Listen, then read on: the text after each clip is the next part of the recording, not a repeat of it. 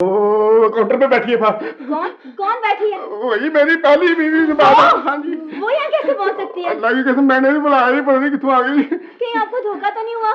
नहीं धोखा जी, धोखा को तो साफ तेज धूप में भी पिछानी जाती है जी। अब क्या होगा? अब तो जी बच्चा तक काउंटर पे बैठी है, हम कहीं नहीं जा सकते भाभी जी। ये अजीब मुसीबत है। अगर आप उससे इतना ही डरते थे तो फिर मुझसे क्यों शादी की थी? वही मैं उसे थोड़ा डरता हूँ जी, वो तो मैं आपकी वजह से डरता हूँ जी। वो नहीं आपके साय से भी सारे जेवर खींच लेगी। वाह, क्यों ले लेगी सारे जेवर? आपने दिए मुझे। हाँ जी बेशक मैंने दिए हैं फौजिया जी, पर वो अपने जेवर पहचानती है ना जी। तो इसका मतलब है जब तक आपकी बड़ी बेगम साहबा दरवाजे से नहीं हटेंगी हम यहीं कैद रहेंगे। हाँ जी मजबूरी है फौजिया जी, इज्जत किसे प्यारी नहीं होती।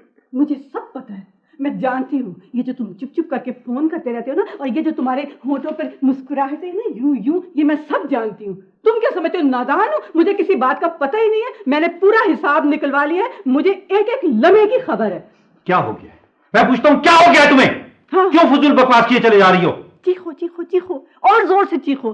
सच कड़वा लगता है ना, लेकिन मैं तुम्हें बता दूं शमीम कि आखिरी कामयाबी तुम्हारी नहीं है, मेरी है। मेरे मौला ने चाहा ना तो पहले बेवा मैं ही होंगी, तुम नहीं। आपके जीते जी मुझे बेवा जैसी जिंदगी गुजारना थी तो किसी कंगले से शादी कर लेती मैं। आपके सुरमे पे क्यों मार मिटी मैं? यही आप परेशान हो, आप ना आंसू पाए।